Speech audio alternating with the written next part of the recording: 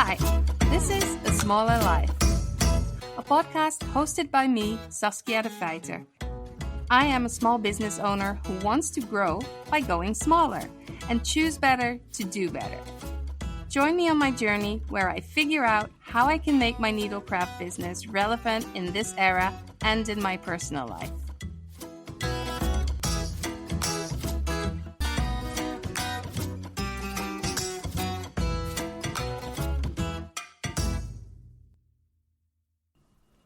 Oh my gosh, I laughed out loud listening back to my interview with Clara Parkes.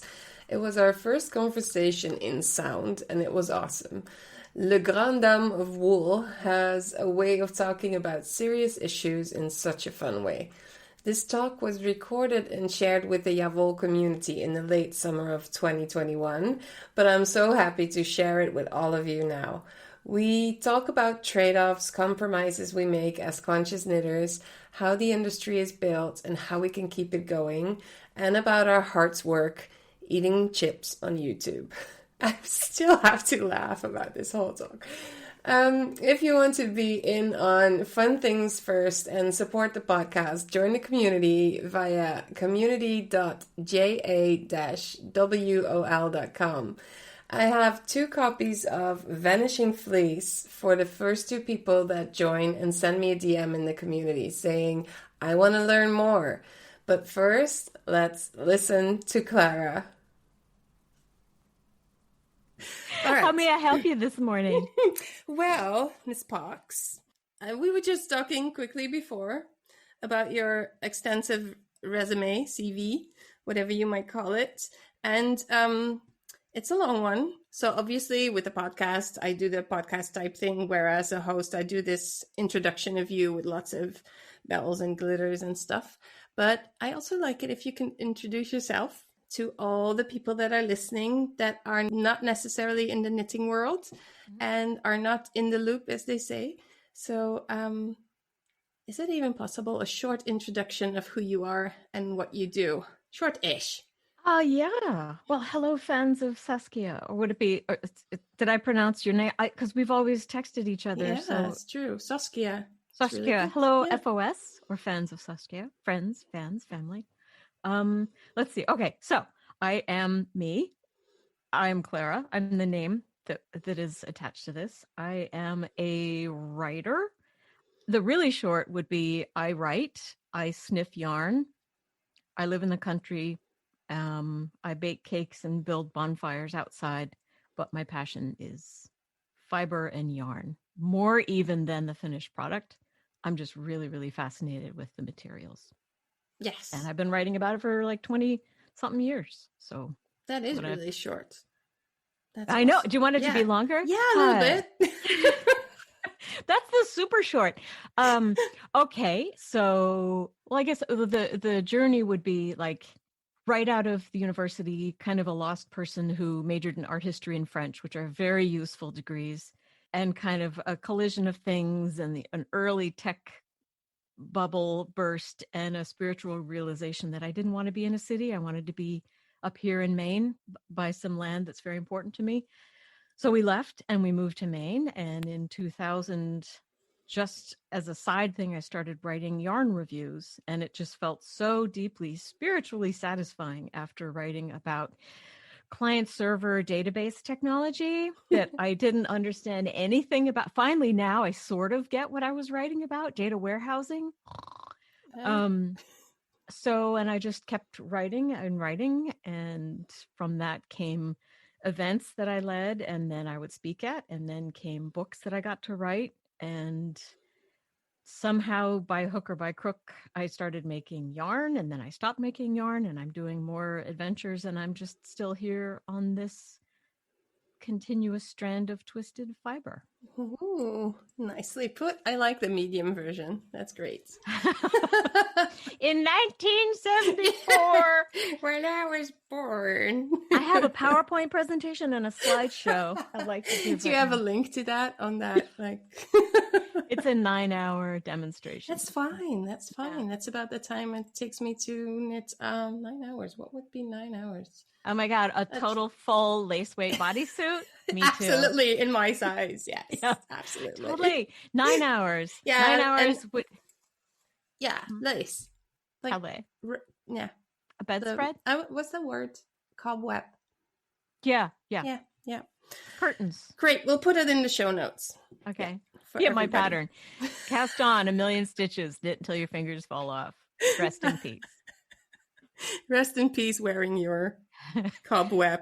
Unfinished bodysuit. cobweb buddies. One arm is done. Now this is a thing that I want. Now I Oh. totally want this now in my casket.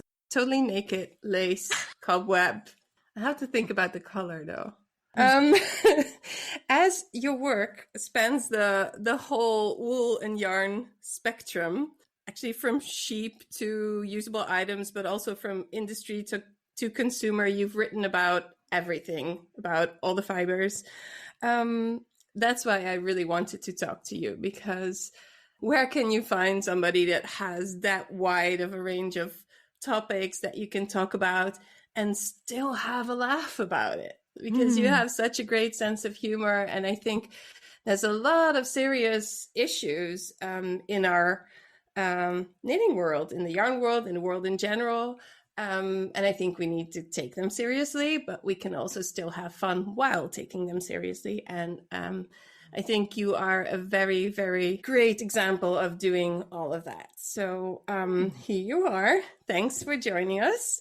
And so I was thinking, how can we make all of this information kind of make sense?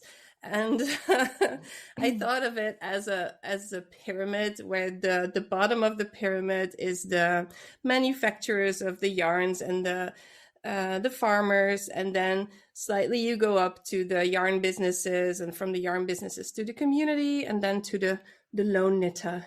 And so let me try to walk up this pyramid with you and see if we can get something going that makes sense. Yes. Oh, absolutely. Okay. So your book, Vanishing Fleece, Adventures in American Wool. What was your main reason for investigating and researching the harvest and production of yarns in America? In a way, it was a selfish reason.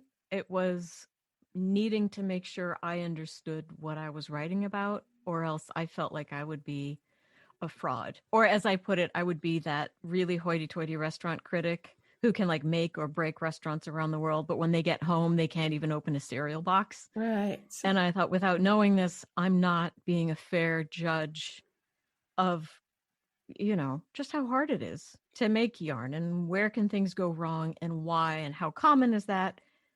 But just to give me greater empathy and understanding. And it's also just professional curiosity. I'd been writing about yarn for 13 years.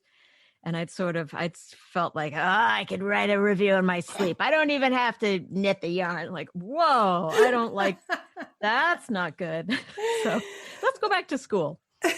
What did I call that again? When you get a little anxious about what you know and sharing it with the world. There's a word that I always forget, and I put it in the back of my bullet journal, but I've got a new bullet journal, and so now I can't look it up.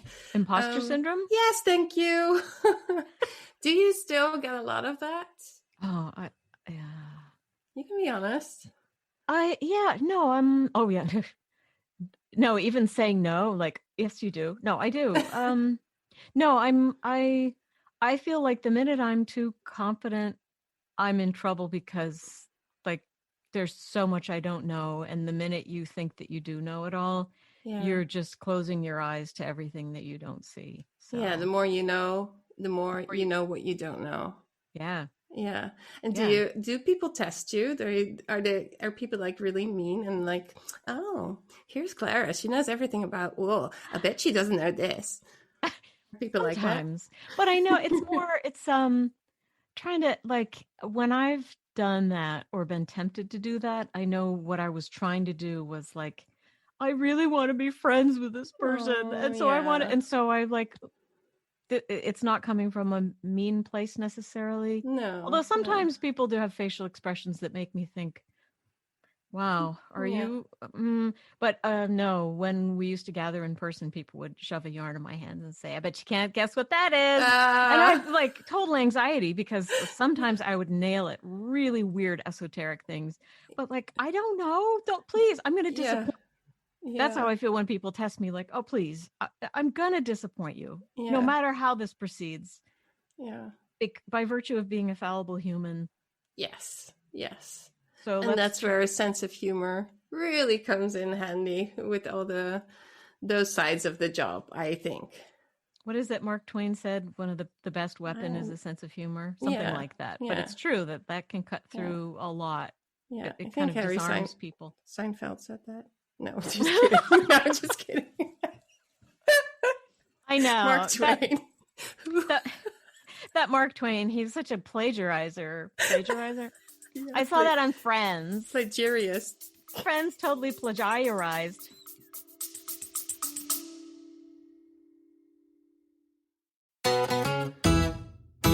Hello, friends. I just want to say something to you quickly. So, if you're liking the podcast, if you're liking what I'm talking about, consider joining the mailing list. I have bi weekly updates on the podcast and or business insights and tips. The occasional exercise to get you ahead. If you want to actually talk to other business owners about the things that I talk about here on the podcast, why not become a Yavol community member for as little as €8.50 a month? That's like buying me coffee and a croissant. But don't do it for me though. Do it for yourself because I promise that you will get something out of it, either the emails and or the community. So you can either go to the show notes or sign up through yavol.myflowdesk.com/pattern shift. I hope you'll join us.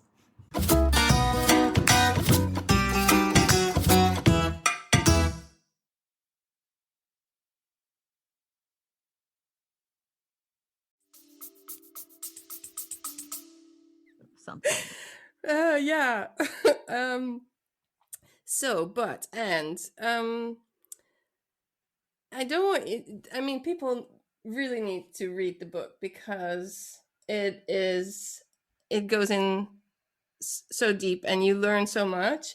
But is there a way that you can tell us a little bit about the state of the industry in America without spoilerizing?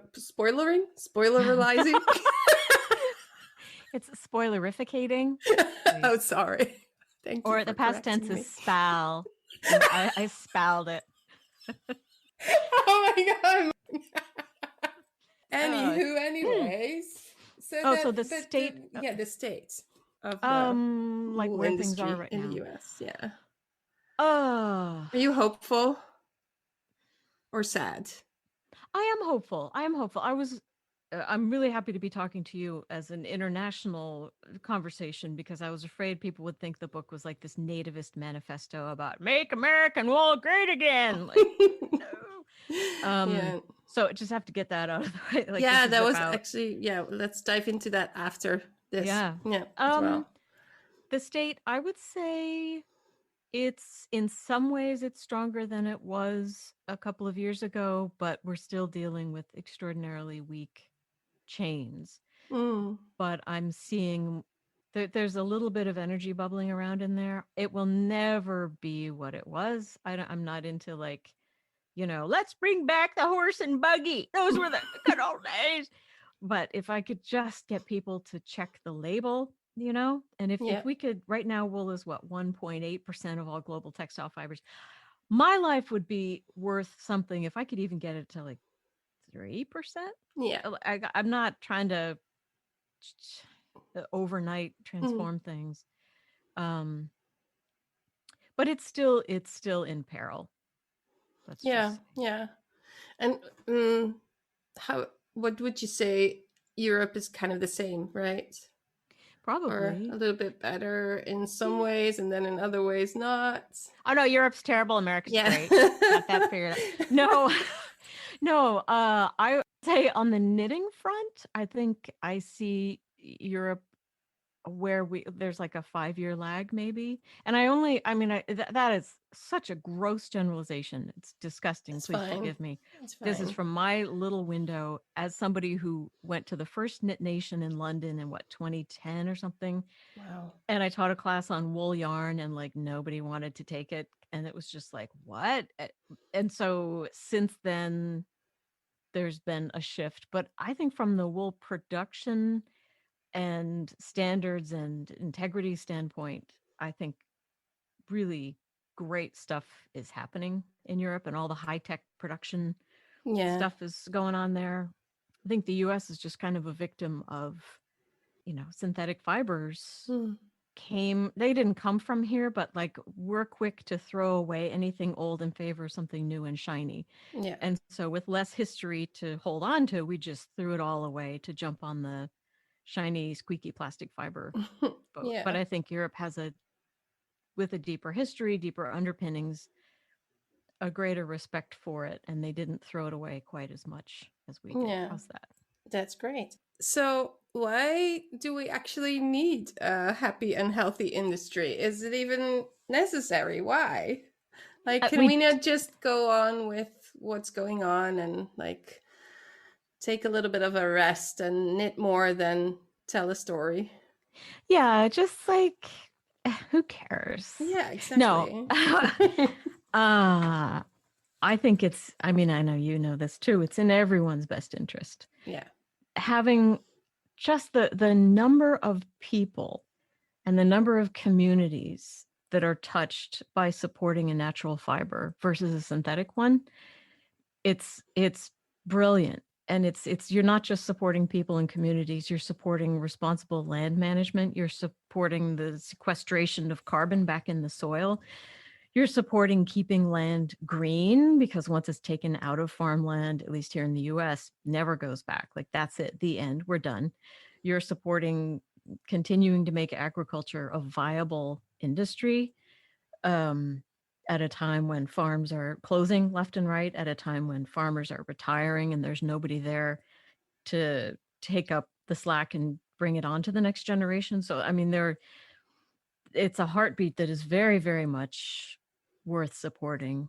And it's just so interesting. And the more I learn about like Alan Savory's TED Talk, if you haven't watched it, he talks about his own work on trying to reverse desertification, and how he initially thought it was animal-based agriculture was drying up the soil and causing all the problems. And so they removed the animals, and he discovered, oh no, it's getting worse. Okay, so what if we go back to like ancient times and try intense grazing, intense rotational grazing, where we bring huge flocks from one spot, move them to the next, and he did it in Patagonia. And there was, I can't remember the percentage increase in health and productivity of the land. It like immediately came back. Mm. So like looking at the content, the comments, I don't know if you saw the Vogue cover that Greta Thunberg she's on the cover of wearing wool. Hmm.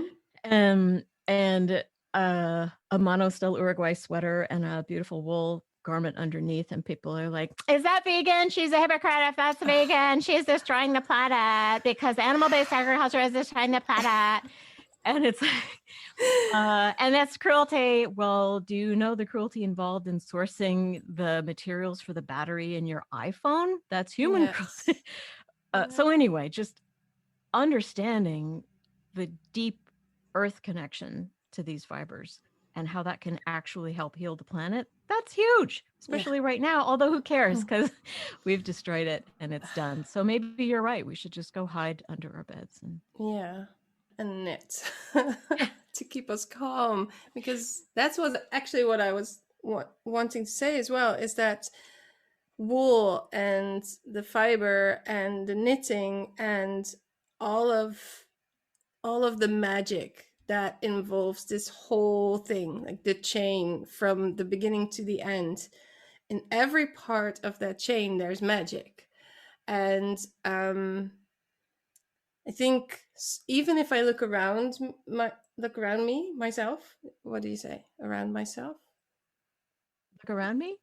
even if I look around me. I'll look around. Look around. Yes. Without me. Don't be so self-involved, Saskia. Exit Just your around. body. Yes. Right. Let go of your ego. Even if I look around and talk to people in my near vicinity, a lot of them have no idea what wool can do for you. There are still so many preconceived notions of what wool does to a person, quote unquote. Yeah. To a person. It strangles you. It murders you. Yes, and it stings you with needles, and it's really, razor really blades. bad. Come on. Yes. Yeah. And so even from the smallest piece of information to all the stories that we can tell about it, it has so much magic and so much power for change that I think it is a drive for myself as well to tell these stories to people and to kind of wake them up to we do have to change a lot if we really want to keep this world going, and it's getting worse and worse and worse, and slowly we're waking up to this, and this is the thing that we know stuff about, so this is where we can focus and try to throw out our nets and catch some people with the stories. And so yeah, I would say a happy and healthy industry is paramount. How can we contribute to this as knitters, as a community? I mean, the most logical way would be buying yarn. Yeah, supporting people who are taking risks and who are innovating and whose principles are in alignment with where you feel that yours are. But I also think the secret weapon is that as knitters or crocheters or weavers or spinners, we don't exist in a vacuum. We exist with friends and family and coworkers and neighbors and community members. And so we're this brilliant secret weapon to speak about these fibers, not to the point where people are like, oh, here she comes again. But we wear what we make out into the world and we can represent it. And when every time we hear someone say, oh, I can't wear wool, it's too itchy, we're in a position, although pandemic notwithstanding, to hold out our arm and say, well, actually, this is wool. Do you want to feel it? Yeah. Did you know you can actually, I have the best pair of pajamas, and I'm serious. They actually help you sleep better. Like, just having conversations. And so then it just becomes more informed. Being more informed ourselves makes us better able to speak about these things. And I think people are, by virtue, we're friends with these people. So they're open to hearing what we have to say more than just being yelled at by some social media account.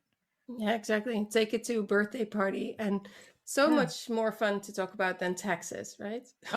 Yeah. Or like dental health or something, you know? Yeah, and I think I've started to make presents for the people that are really dear to my heart, because obviously I cannot produce that many knitted presents for all the friends that I have. But are they knocking on your door? I can hear. As you said, if you really take into account the person, if you think they're super, super sensitive, you can also make something that they don't wear, but that they use in their house, and then open them up to that kind of use of natural material. And there's a lot to be won just talking to your friends and the people around you. The Javol community brings together all levels of needle crafters and sellers in the knitting industry. We are committed to shed clutter, industry and social media overwhelm, and want to intentionally create our own wardrobes and home textiles. We use our collective knowledge, creativity, and materials, stash anyone, so that we can feel more inspired by what we already have, deepen our practice, live our values, be conscious consumers and sellers, and get more projects on our FO list. We are connecting to celebrate our love of knitting with passionate and committed friends. Become a member and support the podcast at the same time, starting at $10 a month. If you want to do deeper dives and really get to work, we offer memberships and courses for makers and sellers within the overarching community. Why not try it for a while and experience how the community will help you to get more done and make friends in the process?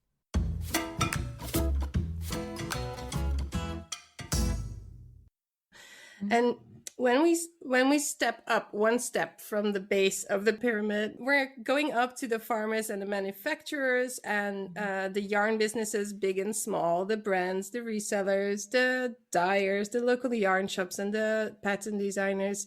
I think there was a peak 15 years ago, 16, 17 years ago, there was a peak in interest in knitting, at least in Europe.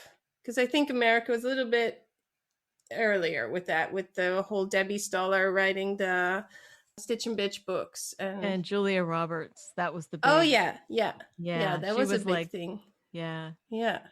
What do you think that, looking at the cultural aspects of knitting, where we are now, are we in a dip or on a peak or returning?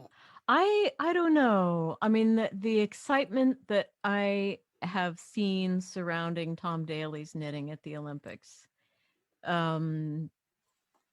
is, to me, that says that maybe this is another Julia Roberts moment. Never mind whatever he's using. Like, I'm not going to try to be a purist. I don't even know what he's using, but I'm sure that people, the human inclination to pick things apart, I don't want to go there. No, I'm overjoyed that he showed people, like, here is somebody who's very talented at an extraordinarily stressful moment, and he's doing something that is keeping him calm and centered and focused, and look how beautiful it is. And I am so hoping that people were inspired by that, who might not otherwise have been open to working with yarn and needles or hooks. Yeah. So I don't know. I mean, the fact that, and it's not just because we can always bring in the gender into it. He's a man. He's a very handsome man. You remember the woman at Wimbledon 9 years ago? Yeah. She was spotted knitting in the stands and, practically hunted down and murdered.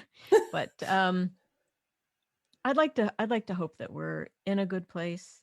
And my barometer is always like reading the comments when someone says, "Too bad you have to use wool. Wool is cruel." And the number of people are like, "Yeah, you're right. That's terrible." That's diminishing, and more people are stepping in and challenging. And that's also my hopeful barometer that we're kind of starting to balance out in a good way. Yeah. I think it's really linked to a wider net when we talk about things that are going on in our society. And I feel like knitting can be kind of like as a transparent put over the blueprint of life. Write that down. That's my the Knitter's Book of Blueprint over Life. No, Vanishing Blueprint. That's what the next book will be called. You've heard it here first, people. But yeah, it is a microcosm for all of life, right? Yes, absolutely. Yeah. And if you look at it that way, I think we're probably in a good position at the moment because some people are putting on their, like, what do horses have on the side of their blinders?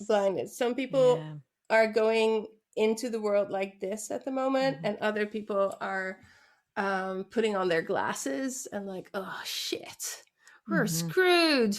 What are we going to do? How can I make a change? And I think that group of people is more open to making things yourself, looking at the labels, as you said, and focusing on those kinds of things.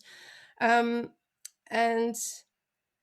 in terms of bringing that vibe to keep our industry healthy and going and opening up and talking to people about all the goodness that wool can bring, you would say that we all have to support the small businesses that work with organic materials, that use the most environmentally friendly dyes, that support people that can use a little extra help because they're not so visible in the community. Do only support those small businesses and local, preferably. But I was listening to Mary Portas, and she has a podcast amongst other things. She's a lady in business, and she is all about the kindness economy. And she had an interview, I think it was with the founder of Paka Tea, and they were talking about how an organic tea brand with so many values could be sold to, what was it, Ahold, like a Nestle or big something. yeah, something like that. And the CEO, or whatever his function was, he said, well, bigger brands are necessary to work as pillars for the smaller things, and if they can start doing good, then we make much bigger leaps instead of all the small little, I saw organic hand-dyed yarns, I have 3 skeins this season. Yeah. And I was wondering, do you think in wool and yarn it works the same way? The bigger brands, do we need them?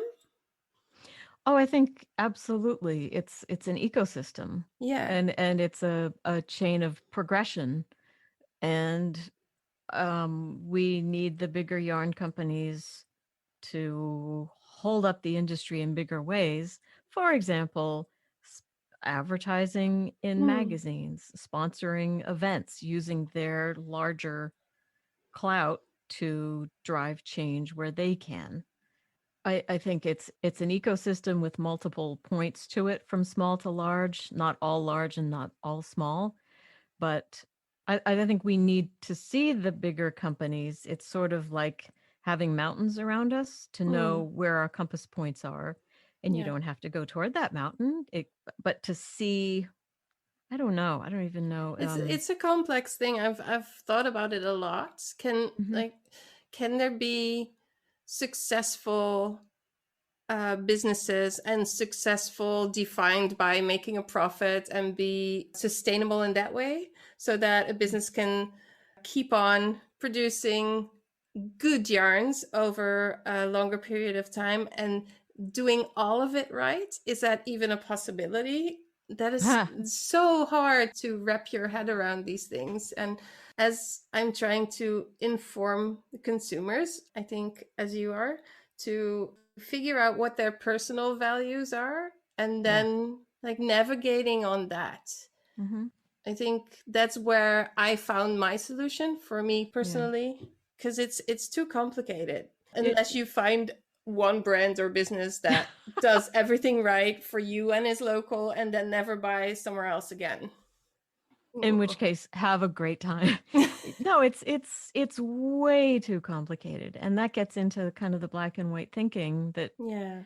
I don't think anybody can do everything well. And you might, like, some large figure might be making headway promoting knitting in one way. um you can't just like, well, I'm not going to support him because he doesn't support the alpaca farmer that's 2 miles down from my house. Like, everything is going to be a trade-off. Yeah. And it just, if is the more you know when you make the compromise, that's all. Yeah. Just know. Yeah. And Exactly. there's no shame in, like, for example, yarn, like inexpensive yarn tends to be produced in one way versus the more whatever, but like, you absolutely have to have a price point that makes this world accessible to people who do not earn a lot of money. And Exactly. that Yeah. gets into economics of, like, humans not being paid enough, which is a whole other Yeah. Yeah. conversation. Yeah. um but I also believe, like, you have to pay people well in order to have a customer base that will be able to afford your products. Like, it's an ecosystem. and Yeah. and so as long as we're treating some people like garbage and not paying them enough to live off of, like, you have to provide a path. I don't know, that it's Yeah. just. And also, even the smaller businesses, a lot of them are female led. I just posted something on Instagram automatically because I'm off Instagram this whole month. So it's all robots. Ah, that's why you have such a calm look on Yeah, your face. yeah, I'm so together. Ah. Talking about pyramids. I was talking to a friend about this, and I posted it also on Instagram. Is that a lot of the small businesses in yarn are female led, and in our business we don't have the ceiling, but still a lot of us come from, oh, but I just love doing it, and if I raise my prices people won't buy it, and it's such a complicated web, because if you offer things for prices that are too low, if you offer a lot of free information that does something to the market, to the industry, at the same time, it opens the market and the industry up to people that cannot afford the other things. So, as you said, it's never that black and white. And I think looking like gathering information, reading, talking about it, and just having a general interest in the product will help you to make decisions that are good for you as a person, and then it will lead to better things, hopefully, in bigger groups. So talking about bigger groups, in your book Knitlandia, was that a New York bestseller? Yeah. Oh, that old thing? Yes. Number 5 in travel for a month, I might say. Oh Out of my 10. gosh. Take that, Bill Bryson. No, I think he was Yes. ahead of me, though. Sorry. And behind me. But this Knitlandia, A Knitter Sees the World, is, well, I'm not gonna call favorites, but I love all the stories in here. It shows you how the knitting community has so many aspects and fun behaviors, and the way knitters move in the world is really crazy at times and interesting as well. And I think as a community, just staying in that subject, there's a lot of possibility for change, for conversation, because there's a lot of knitters, as we could see from the pink pussy hats. They were so visible in the newspapers, all over the TV, that for the first time that gave me a sense of how many knitters are there, even, which is great. And yeah, I think we can be part of that better world, but yeah, it starts with our own ideas and values and supporting others where we can, and just making a little switch from just buying the what glitters or what color that you like to reading the label. Let's get back to that. What? Oh, can you hear this? Jeez, what did you have for breakfast? Yeah, I would say think about the money that you have to spend on this passion, and consider every dollar or euro or yen as a vote. And so where do you want to place that vote? Yes. And know that everything is gray, nothing is absolutely perfect, but where do you want it? It's a vote, or you want to shine a light on something. You want to bring attention to something or add energy to something. And I know you feel the same way. I'm preaching to the choir here. Yeah. Yeah, I think we both don't even need to have this this conversation, because we do feel the same way. But I'm hoping that someone is listening that hears something that's like, oh, I haven't thought of it that way. Because if we did put all our yarn money in a pot, that would be a lot of money. It would be a lot of money. And the cool thing about knitters and crocheters, et cetera, is we really are everywhere. We are in government. We are fighter pilots. Like, we are doctors. We are we're everywhere. Yes. And so, like, we're already in so many doors where people could use a little bit more information. Yeah. So it's actually pretty brilliant. Yeah. Yeah. It's pretty We're cool. the best spies. Yes. Yes. With the best stashes. Yes. So we collect a lot of yarns. We're like hunters and yarn collectors, and we see the berries and we pick them and we schlep them to our holes, our caves. And then, so in terms of stash collecting, you'd say like the best way is to not buy more yarn than you need. Like, use what you have, and only if you're done, then start buying more yarn. I think that is a really difficult thing if you are as inspired and intrigued by yarn as we are, and most knitters are.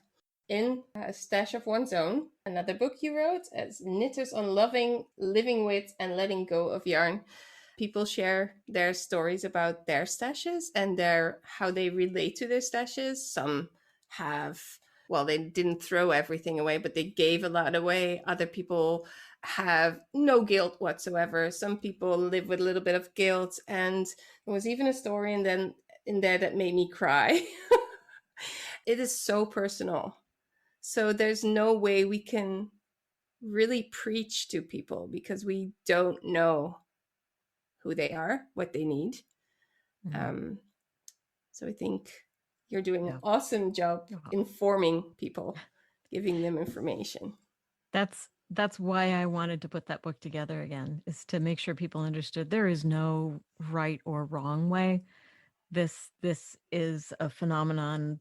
Acquiring yarn is deeply, deeply personal, and each person has a different approach to it and a different philosophy to it. And I think that the biggest picture is just the advice for everything in the world is some maybe form of, I don't want to even say moderation, but whatever works for you and does not put you or those around you in any kind of jeopardy. Yeah. You know, domestic jeopardy, financial jeopardy, you know, whatever works for you. Yeah. And if it stops working, like your neighbor on that wall, whatever they're doing, then it's time to re-examine it. Time to Marie Kondo your belongings. Yeah. Your latest adventure, and maybe not your latest, maybe I'm not up to date, but the Wool Channel, your online community, actually bringing the people together and having them enjoy the craft and the yarn together as a community. Can you explain how your community differs from a social media like a Facebook group and why you've started it? Or is that really annoying to explain? No. I started it because I was seeing people get passionate, like really good conversations starting, believe it or not, on Instagram, which is also owned by Facebook. And I feel talk about there's no black and white, it's all gray. I love Instagram for some things. That's how you and I connected. Yes. Yeah. So some like wonderful connections. And it's also supporting a very, very, very damaging force in the world. So the Wool Channel, I saw a need as I was working on the Great White Bale and then writing about it, that if we don't have consumers pushing for things, manufacturers will never do it. And if manufacturers don't seek it, the supply chain will never grow. And so in my talks, traveling and meeting people, I saw more and more people were excited about it and curious about it and passionate about it. So I thought, okay, well, let's just build like a home base where we can all kind of stay informed and connect and network and get support and share some triumphs and failures and frustrations. And I can share geeky things like studies about wool and pain. Crazy. Yeah. And let's just see where it goes. And I had started working at it at the end of 2018. And then 2019 came, and I spent the whole year working on something that did not come to fruition. And then COVID came. So it's been in my mind for a while, but kind of waiting for the stars to indicate that it might be a helpful time. I'm not just trying to throw something else out there. No. That's the same reason I started. I just you put a lot of thought into yours. Thinking about what do people need in this time and how can I support them, but at the same time, how can I keep supporting myself as a business owner and be fair to me and to the people I want to serve. And this brings up a next question, is that The online communities and online memberships, courses, moving a lot of the things that happened in local yarn shops, moving them online, also has positive sides and negative sides. Because before I was serving this small community here, and now I'm serving people all over the world. It's a different type of contact, so it asks for different ways of coming together. And I've been reading Clara Parker's work. She's all about bringing people together, and the art of gathering is her book. Ooh, okay. And and again, being it always comes back, this word, being conscious about why you bring people together, for which reason, and how you do it. But it's really new to a lot of people, and asking for compensation, money, for that service feels, I think a lot of people think, well, Facebook is free, so why should I pay you any money? There's again this discussion of taking yourself seriously as an entrepreneur, and also letting things go if they don't work, and being open for that whole road that you're taking this way, trying this out. What do people need? What do I feel like people need? Should I make something that I think people need, or should I just give them what they want? Yeah, giving people only what they want takes you out of the equation, and then suddenly it's not your heart's work necessarily. Yeah. That sounds really smug, but I find the more attention I give to the feedback and less to what's coming from me, it's a bad road to go down. That sounds terrible, but No, I don't think so. I mean, you have to have a fertile ground for something to grow. yeah. And you have to put manure on the ground. Damn straight you do. Sassy? Can I call you sassy? Of course you can. Shit. Every Literally. damn day. No, but my long-suffering spouse, Claire, she always tells me, like, you did not get here by, reading reports and doing what the market wanted. And so why do you think it should work now? Yeah. Because I'm scared. So trusting yourself is a hard one. Yeah. Yeah, I'm really, at the beginning I thought, oh no, Clara Parkes now also has an online community. I'm screwed. Oh, hell no, girl. No, I'm just gonna, I'm saying this because since then, I think completely different things about that whole thing. There are so many pink hats in the world. People are so different. People need different things. And we have a story to tell. And the more of us that can be in a position where they can share that story, the better. It's like thinking that the world would be happy with just one restaurant. Like, yeah. No. Yeah. And also you create a community. I mean, what you were saying about taking away from local yarn stores and the whole idea of community and even shopping local, I was going to say, to me, there is another kind of local, and this is not religious. I'm not going to get all Jesus-y or whatever, but spiritually local. Yeah. So, and that's kind of what you're doing, and spirit and principle and values and like what people are needing in their heart. And they're coming together as a community around that. And these can be really beautiful connections. And by removing the geographic boundaries, you're able to bring in people all around the world who need what you have. You're shining your porch light, and more beautiful non-wool eating moths are coming, drawn to your light. That there's no one meets all.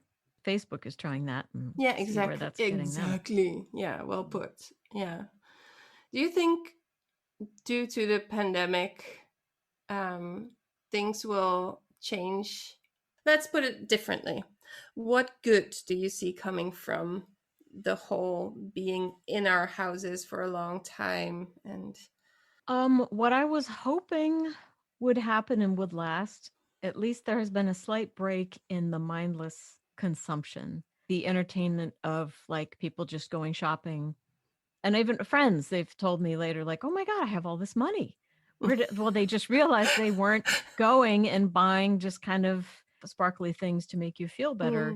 So that habit has been broken, and I know people will be tempted to walk back into it because that's how the world economy wants us to function. Yeah. but I'm hoping some of that. I don't know. Where I live, there is still not a single house for sale. They've all been bought here in Maine. Like sight unseen, people are offering more money. So we're all kind of jokingly saying, like, I take bets, it'll be 2 years and then everything will be for sale.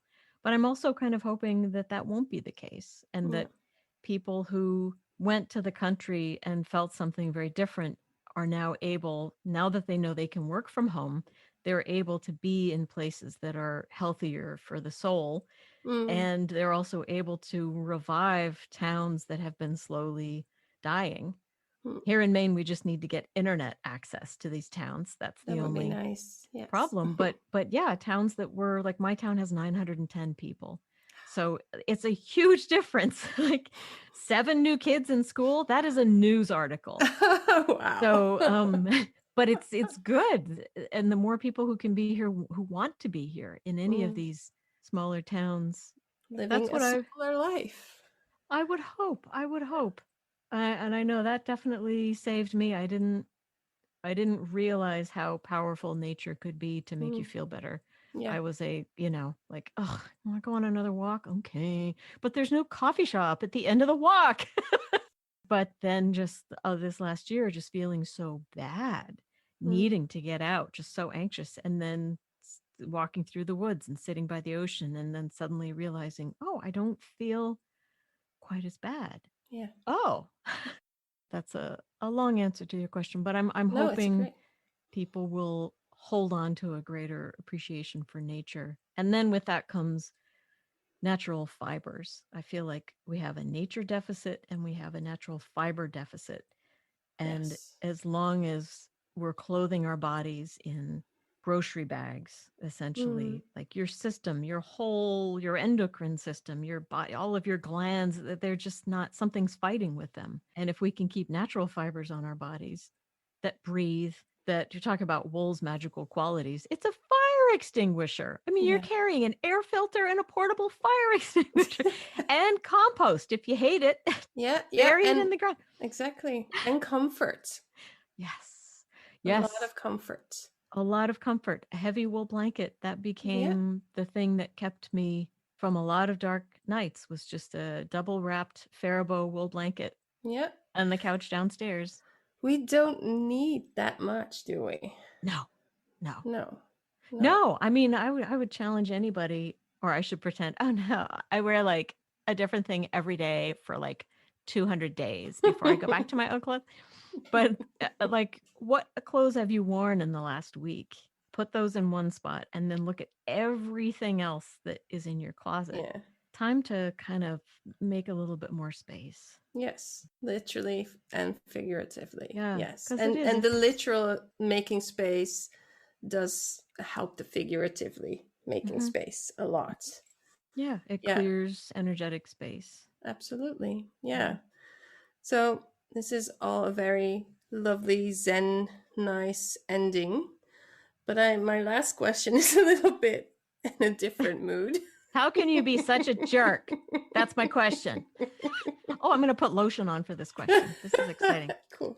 I'm joking? I will spray some rosemary lavender essential oils. Here, you can hear it. All these wait, what is it? ASMR? The ASMR? ASMR. Yes. Did I temporarily, I was going to start a YouTube channel of just me eating chips. And because I was convinced that would do better than any of my writing, that I would actually make money from just me eating chips. Or eat, corn chips, potato chips, anything. I think that's a great idea. Just forget all these books. Forget 20 years of like writing and no, just and then chips. Say, this is paprika. And now you have to say paprika. That's right. Barbecue. Salt and vinegar. I think we need to start this channel together. So let's end with a window to a possible future. Okay. Here we go. Okay. It's the year 2031. The world has changed faster? Faster, thanks. Super fast. Oh, Saskia, you're so funny. You're so happy. Hey, Yodel. Anywho's. Anywho, So the diddles. world has Yes. changed really, I mean, super fast. Faster than we anticipated. Uh-oh. And now we have to rebuild our communities everywhere. Like there's a void in between this sentence. I do this because then people can make their own minds up what happened. But we have to rebuild our communities everywhere. Knitting has actually become a post-apocalyptic life skill. Oh, okay. We need the essential book, the essential yarn, and the essential pattern or skill. Then what would be your rescue kit? I should have emailed this question. I know. Wait. Oh boy. I could be well, obviously it has to be the Knitter's Book of Yarn. Oh, I think No, that would be but we only have like 3 sheep. No. For a book. Oh, it's for all the people in the world, right? This you have to learn how to. You have to knit all people in the all world. the people, not only the knittionistas. What about June Hemmons Hyatt's History of Knitting? Is that what it? Hold on, we're gonna Google. Great, I've got lotion on my fingers. Principles of Knitting. Slide along the Googles. I'm cheating, but June Hemmons Hyatt's Principles of Knitting, because it's a massive book and there's everything you could ever need. Like that is the joy of cooking, which is the American like total reference cookbook. Yeah. So that, and then I would say and you really can good. Keep the door open with it. With the book. You can, yeah. And if you have one leg that's shorter than the other, you can stand on it. In a post-apocalyptic world, that's exactly what you need. Yeah. Should you run out of toilet paper? Just take sections you don't need. And a compost, a sheet composting, you can layer it because you need the carbon. Yeah. Okay, so that book, and then I'd say a good 3 or 4 ply worsted weight yarn, just like a really nice basic number 2 pencil, ballpoint, rollerball, not a ballpoint. Oh, rollerball pen. I'm like nodding along. Mm-hmm, ballpoint, yes. Ballpoint, yeah. Yes. Wait, yes, Clara. I have you on film, nodding and smiling. Smile and wave. And then, an interchangeable needle kit, or the ability, some kind of whittling material, so that you can make a whittle, like you can carve needles out of anything that you need. Yeah. That would be my. And the essential pattern. Like not necessarily from a designer, but just how general. about the knitted death bodysuit? No. Let's see. I would say, just a good, if you could have a nice basic sweater pattern that has all sorts of techniques in it, from that you could figure out socks, you could figure out short rows, you could turn heels, you could make a pair of pants. You can make a hat. Like your morning coffee pants? Your coffee pants, or a bag for your coffee. Your coffee. That's another one. Coffee, yeah. Your coffee bag. You could have, hey, I'm talking here.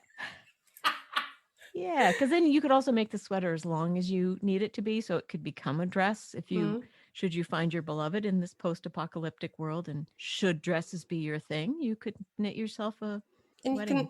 The middle of the dress, you can sew it up and you'll have a bodysuit. I mean, you won't be able to walk, but no, or you could make it really, really long and then seam the bottom, and it could be your knitted sleep suit. And we would just roll through life in our knitted body sleeping bag from worsted 4-ply yarn. I love it. I think I now have hope for the future. Thank you, Clara Parkes, for giving us hope for the future. It is an honor. Thank you so much. It was not long enough, and it was too much fun.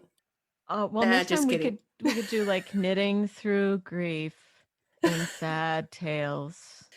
Clara, thank you. I think you need to go help somebody fix your well. The well pump. It's only 24, 26 years old. It's been stopping, and then last night it just said. Is it like an actual well? Like, it's Thank you. Thank you. But yeah, it's like we get our water straight out of the ground.